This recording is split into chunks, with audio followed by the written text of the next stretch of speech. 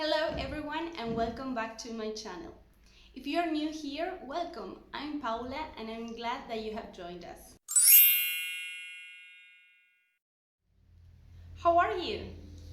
This is a frequently asked question and I'm sure your answer is I'm fine, thanks. And you? Well, I don't blame you. We have seen this phrase over and over again in English books, and it's one of the first phrases that we learn in English.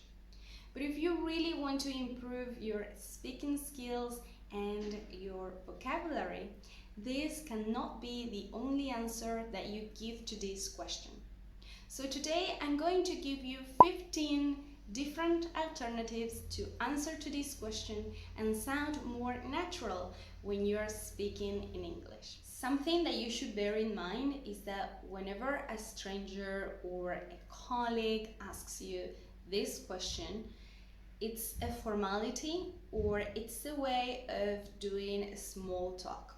So they are not actually expecting a full answer. Sometimes they are not even expecting an answer at all.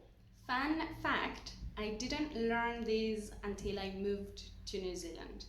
And I was at work one day and a colleague of mine came into the office and she was like, "Oh, hi Paula, how are you?" And that day I wasn't having a good day. And yes, I was like, "Oh, not very well today because I had this argument with my roommate and now I'm so frustrated, I don't know what to do." And then I realized that she was looking at me with her eyes wide open, like, "Whoa, you're really telling me how you are." And yes, that's when I learned that in these kind of situations, the question is just a formality. And you just say, "Hi, how are you? I'm great, thanks, and you?" "Good." And you continue with your activities. So let's start with some basic phrases. These ones are quick answers that you can give to a stranger or an acquaintance. An acquaintance is a person that you have met but you don't know well. A colleague from work, for example, or half of your Facebook friends. So whenever they ask you, "How are you?" you can say, "I'm well," or you can say, "I'm good," or "pretty good." You can also say, "I'm doing great," or "so far so good."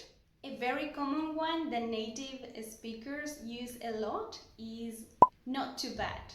And another option is "I'm alright." With "I'm alright," you have to be careful with your intonation because you can say "I'm alright," positive, or you can say "I'm alright," negative. And then, of course, after using these phrases or giving these answers, you can add a question to continue with the conversation. "What about you?" and "you?" "How have you been?" But whenever you are talking to your family or close friends, it's different. Because whenever they ask you, "How are you?" they do really want to know how you are feeling. In this case, you can give your honest response that it doesn't necessarily have to be a positive one.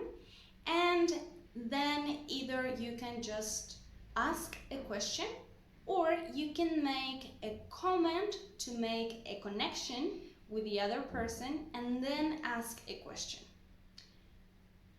So I can either say, "I never been better," "What about you?" So I'm just giving my answer and asking a question. Or I can say, "I've been a bit busy today, but I'm okay. I saw your post on Facebook about your upcoming project. Any updates?" So here I'm making that comment to let my friend know that even though I had been busy, I know what's going on his life and I'm interested in knowing more about it. If your week or your day was difficult or unpleasant, you can say a bit rough. For example, this week has been a bit rough, but it's getting better. I heard that you're looking for a new house. How is that going? Some days we are not feeling well. You may feel tired, sad, disappointed, and it's perfectly fine to express these feelings when you are talking to your family or close friends. So you can say, for example, I'm exhausted. I'm glad that it's the weekend. How is everything with you? If you are having a really bad day, you can even say surviving, I guess. A good expression that you can use whenever you are not feeling well and you are not in the mood for having a conversation is in the need of some peace and quiet. So you can say, I'm in the need of some peace and quiet. If you're not feeling well but you don't want to be too direct, you can say, I would be lying if I say I'm fine. And the last phrase for today, better than some, not good as others.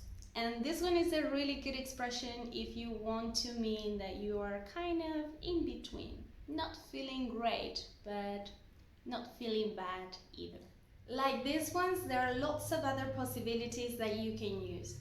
But I think that 15 is a good number to start improving your vocabulary. Thank you so much for watching until the end, and I will see you next week.